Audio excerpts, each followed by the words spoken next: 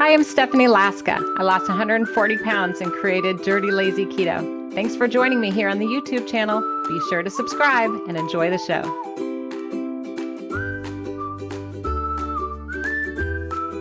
Stress and weight loss, is there a relationship? Well, some people wonder, can you still lose weight when you're all stressed out and worried about everything? Well, today's guest, Genie Evans, I think she is here to help us. She is here to share how her dirty keto weight loss success story, despite all the stress in her life, still worked out. So welcome to the show, Miss Genie. Thank you so much, Stephanie. I hope all of our people out there watching and listening will give Genie a thumbs up to give her encouragement, because this is scary to come on like TV and podcasts and talk about yourself. So everybody give Genie a quick thumbs up as she introduces herself and tells us a little bit about her journey.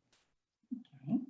So my name is Jean Evans Davila, and 3 days after my birthday last year, I decided to clean my cabinets, give away the rest of my birthday cake, get all my family members overweight by giving away all the flour and the sugar and everything, and pasta, and just start fresh. And the impetus was that I've been telling myself the whole while I was working on my doctoral degree and looking for a new job, that the time would be right when I could do it. And it never seems to happen. And my 90-year-old father said to me, Jeannie, whether you begin today or not, the time is still going to pass day by day. So I just gave myself 3 days to wallow in my chocolate lemon birthday cake.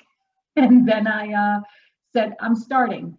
And one of the things was, I was in the bookstore at Target and I ran across the Dirty Lazy Keto Getting Started book. And I thought, this looks like something I could actually do and like and adapt to being a vegetarian.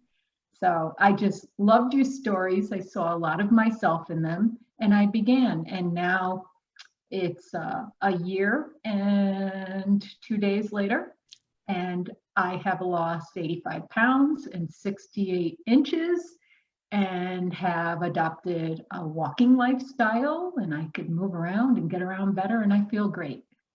Wow. There's like so much going on. I have to unpack all that. But before I even poke any questions at you, my dear, I would love to show your before picture. So I'm going to attempt to share my screen. Let's see if I can handle such craziness. Here we go. I'm going to try it. Let me know if you can see, everybody. Give me a thumbs up if you can. Okay, here we are. Does that work on your end, my dear? Can you see it okay? Actually, it doesn't work for me anymore, but the picture's how there. funny. Okay. Well, no, hopefully our watchers out there can see. No, they can see it. That was just a poor joke saying being like that doesn't work for me anymore. But yes, I see it. So tell me a little bit about these before pictures. Like talk to us about them. What are you thinking? What are you feeling? Where were you then? I was so afraid to take this picture because in my work life, I was a public figure, so to speak, but I thought to myself after giving it a good 2 weeks that if I didn't get a picture, I would never truly know when I was feeling a little down in the dumps if it was actually happening or not. So I made myself a bet that I'd start there and I would do a picture every month. I eventually fell off with that because the clothing and all the non-scale victories really let me know I was progressing. But I am so happy to have these pictures of myself now, and I would recommend anybody do it. It means so much more than the weight loss to see where you came from. And I was thinking I looked okay. You do look okay. You look amazing. But when I looked at them, I thought, oh, I'm going to hide these in my phone deep and not look at these again. Right. But it just feels like the time flew by, and I'm so happy, like with the quality of the food I'm eating. It's not a diet. It doesn't feel like one. It's like I actually look forward to this kind of food. Now, I never thought I'd give up my Italian bread and my, my snacks at night, but my tastes have changed, and I don't feel like I need to cheat. If I feel like I want something, I either keto-fy it, or like I think twice in the past year, I factored it in, a piece of birthday cake or something like that. So I just have skills now. It sounds like you've made it a lifestyle. It wasn't like a temporary fix. You had your birthday, you ate your cake for 3 days. I love that part because it's honest, right? Like not everybody says, oh, my dad said something to me and it changed my life. Sometimes it's a process where we have to kind of wallow a little bit and figure it out. So I really like that you approach this in a real realistic, honest way when you share how you got going, because it's not always easy. And I'm so grateful that I was able to meet you in Target across the country without knowing you. Yeah. And maybe just say something that got you going in the right direction, because you did all the work, my dear. Yeah, but I had never joined a Facebook group before I read in the introduction to your book that you had a Facebook group. And I think that just gave me so much of a community around me. I found like-minded people, and I was just so impressed, Stephanie, that you, as busy as you are, actually would reach out and respond to people and cheer them on. And I just felt like it wasn't like, for instance, one of the leading weight loss companies that have weekly meetings where you wait to the week to have your meeting. It was any time I wanted to click on and find somebody to talk to. And I became such a fanatic about posting my meals that my husband was saying, nobody wants to see your boring posts about your meals and your carb. Oh, yes, they do. Oh, yes, they do. My kids are the same way. They're like, hold up, we can't eat till mom takes a picture. But it's accountability in a way. Yeah, it's almost like an accountability. It makes you feel like you're checking in with someone. Yeah. There's, like you said, it doesn't matter where you are at in the world or the country. There's always someone awake and alive and interested in talking and supporting you. So it's a real process. It makes you feel like you're not alone. It does. And in the meantime, because I was posting in your group, but also on my private Facebook page, it got a lot of people invested in watching my journey. And one of them turned out to be my cousin that I didn't even know was doing keto on her own and had started 8 weeks before me. We just did a walk the other day for one of the victims of Sandy Hook Elementary School. And we realized standing there together that between us, we had lost 195 pounds in a year. Oh my gosh, that's amazing. I know. And you didn't even know, like you had started a journey separate from her, but by sharing a little bit and being vulnerable on your own personal Facebook page, you were able to connect in that way. Yeah. So then we began things like, she lives a couple towns over, but if I found like a really great sugar-free chocolate that I liked, I would stuff it in her mailbox. I'd drive by and she would give me a little envelope of carb quick if I had said I'd never tried it before. So we've been really, cheering each other on. It's been helpful. Yeah. Well, you're making it sound so easy, Jeannie. I have to say, you're making it sound very easy and fun. I mean, has it always been this way, or did you have a little bit of stress going on? Come on, No, let's hear it. Let's hear the truth. I'm actually telling you the truth. And I think part of it is I had just had enough. I had lost my mother 5 years ago, and her whole life, she kept telling me, oh, lose weight, lose weight, lose weight. Depending on when you know me, Stephanie, you either know me like if I was like a size 12 or if I was a size 28. Like, it just depends. In my closet, I could be Filene's basement. I mean, it's filled all sizes. I'm still having trouble with a little bit of size hoarding because I'm afraid to let go. Yeah. But that's a fun problem. But my mom, really didn't want me to have some weight-related problems she was having at end of life. And my dad began talking to me a lot about it too. And as my dad now has gone through chemo and he's 90, and I also thought to myself, how nice it would be for him to know that I'm okay and I'm going to be okay, And I love to travel. Like, I love going overseas. I always have. But I don't want to have to fly first class because I'm afraid of how I'm going to fit in a seat. And when I get there, I want to walk nonstop and do things. So it was thinking about hitting my 57th birthday that year and saying to myself, how do I want to live the next half of my life? That's really what it's about. And I've just embraced and enjoyed it all. I really have. Well, I love your attitude. It's so refreshing, because I think that a lot of times people get bogged down with the stress of family members being sick or their career, or, having maybe a food preference, or like you said, lacto-ovo vegetarian, or, they see things as obstacles, but in a way, I feel like you're seeing them as opportunities. I think they are. And I've got enough information in your books, and believe me, I do have all of them here, tabbed and everything else, bookmarks in them. I live by them. And when I feel like I need a shot in the arm, I say to myself, well, maybe I forgot something that was in one of these books. So I pull out Getting Started. I keep it in my bureau next to my bed. And at night, like if I'm feeling like, oh, it's going slow on the scale. Yeah, there's the non-scale victory, but like I'll sometimes look in there and I'll say, in the index, is there something like I could read there? So I just go back and I hear my little voice in my ear and I say to myself, yeah. And I love the latest cookbook too, because what I had been dying for is to see a greater range of photos of yourself where you started, because it made me feel like I could do it. Because you know how it is in the beginning when you have over 100 pounds to lose, you say to yourself, this is going to take forever. Can I really do it? Or will this be a temporary thing that later I'll slide back on? But this actually works for me. It's so tasty. It's just such a learning thing. It's been such a learning thing. I actually crave these foods. I love it. I've had fun watching some of the recipes that you've posted on social media. So I saw that you cooked, this one made me laugh. I saw you cooked one of my stuffed mushroom recipes, but you added, I took the shortcut provided in the tips and options. That cracked me up. I like it. I like it. I mean, who knows if I made the dip that goes in the middle, which is so simple, or if I opened up like, the who cares? Tostitos and did a plop in it. Yep. I was like, girl, that's how I do it too. Like, you don't have to make everything from scratch. That cracked me up. Do you find yourself cooking a lot, or are you more of a fixing type of a person, or what works? Well, I enjoy cooking, so not everybody enjoys my cooking, but I enjoy cooking. I'm stealing that joke. That's funny. That's true.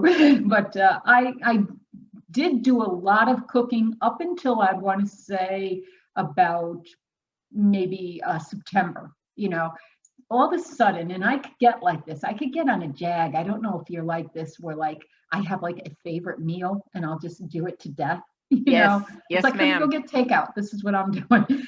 And like, I just have fallen in love with a big, like a la Seinfeld, the dinner salad, a big salad that I'll put Morningstar Farms bacon in. I'll put a little blue cheese crumbles in. I put onion in it. I put tomato, I put the lettuce, and I just like feel like I'm in heaven, whether I do it with the full fat creamy Marie's salad dressing, super blue cheese, or whether I do like a Paul Newman's vinaigrette Northern Italian light, and that saves me like half the calories.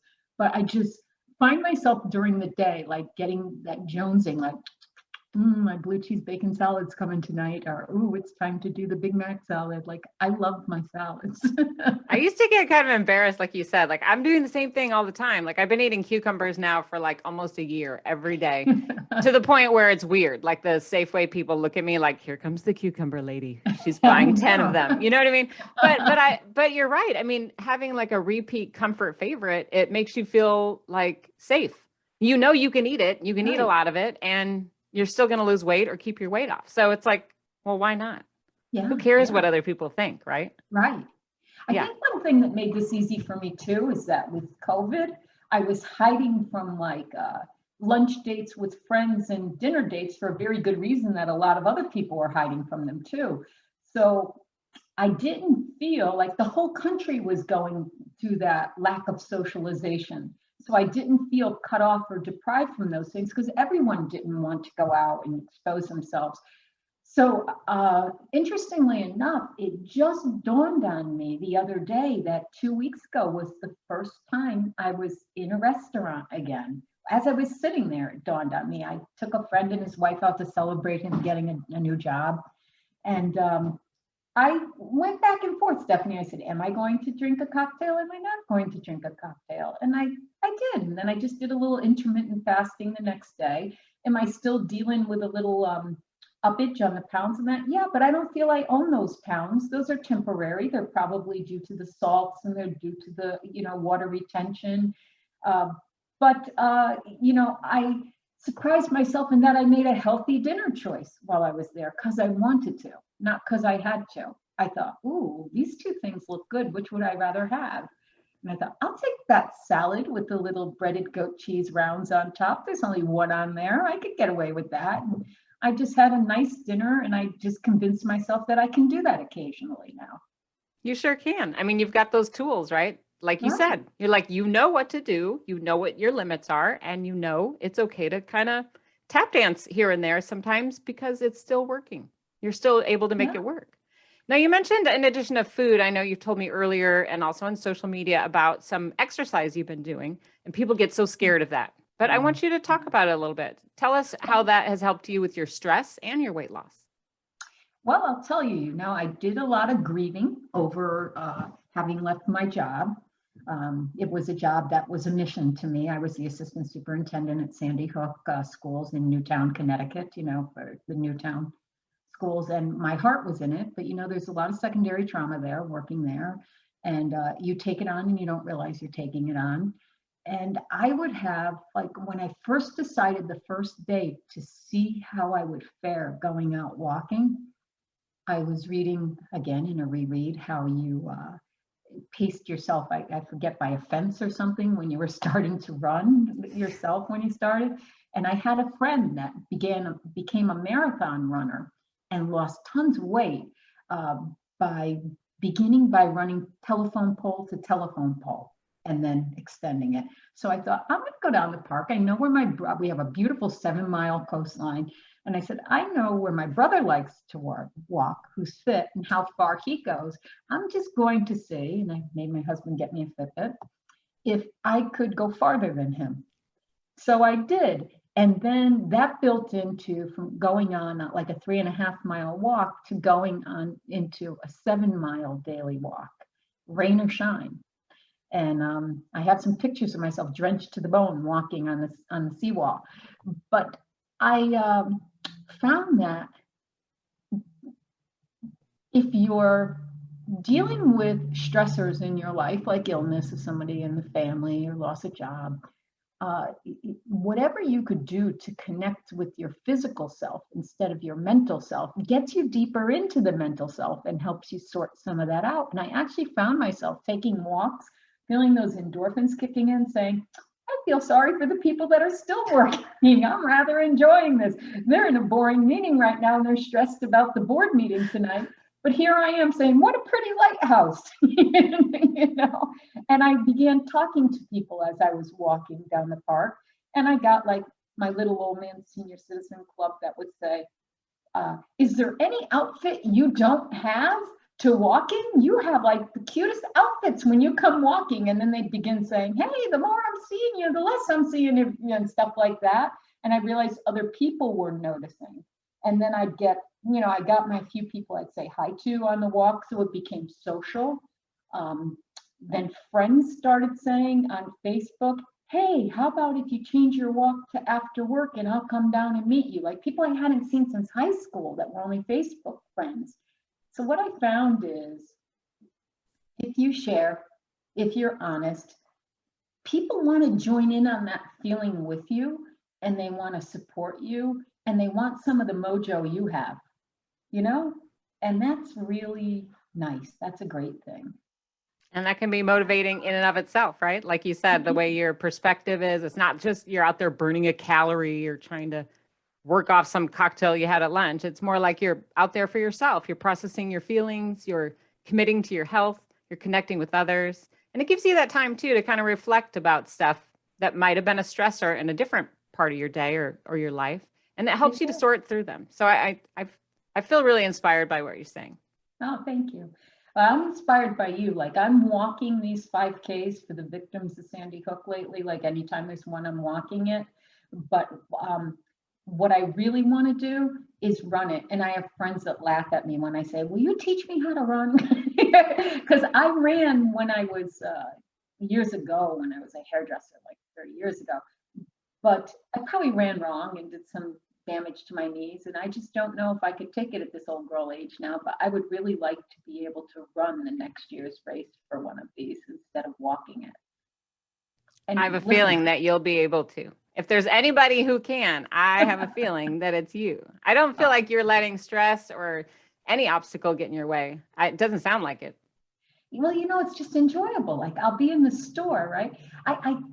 Well, I'll tell you one other thing first, right? I've had these moments where like I'm getting ready for work and then I go and do a final look in the bathroom mirror and I go to look down at my shoes and then I realize my hips aren't extending out anymore. It's like, wow, I'm more compact in there, or I'll go to put my hands on the hip when I'm teaching a class and I'll go, hey, wait a minute, I feel some ribs in there, so there's all those nice little things. And then there's the little moments that you normally wouldn't think of, like when I'm in a store, like a discount store, like a Marshall's or TJ Maxx, where there's the long rack with all the clothes and they go from extra small all the way to 3X.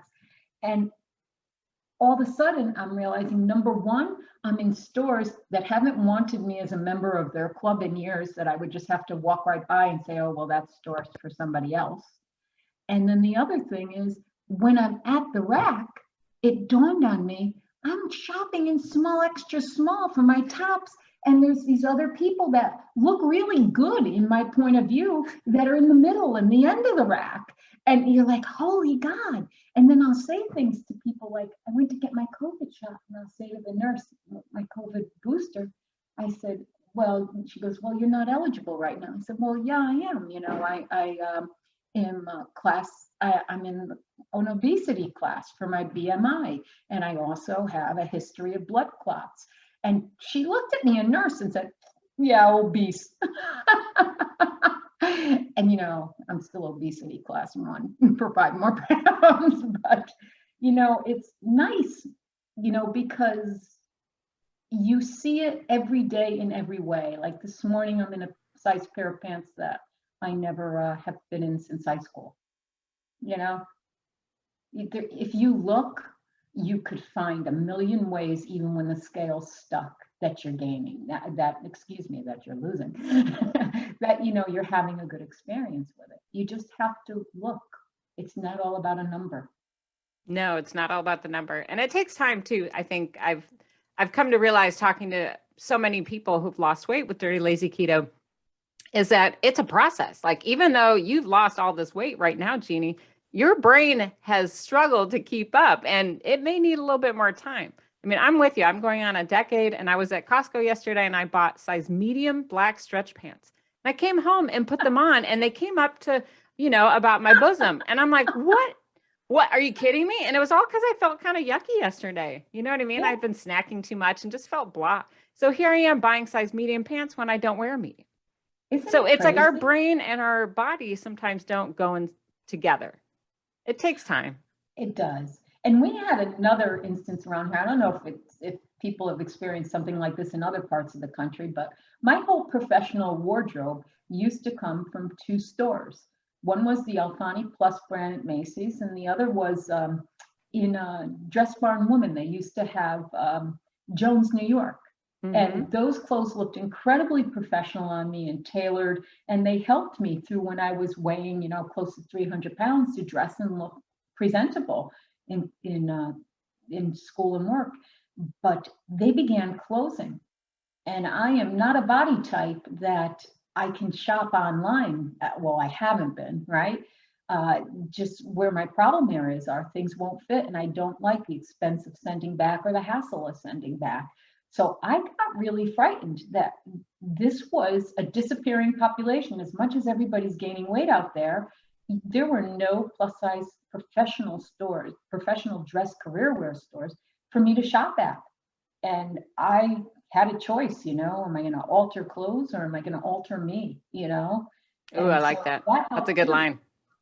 Yeah. It helped too. Yeah, you have to kind of figure out what's going to work. I mean, it's funny you talking like that. I feel like we're just such similar people. I know. I can identify with you. I'm just thinking about when I had my favorite INC pants, and I think I wrote about this in the book, but I remember they were the only pants that fit me, and I used a stapler to keep them from unfraying, because I'm like, I can't. And I used hot glue. I'm like, I can't. These are my only pants.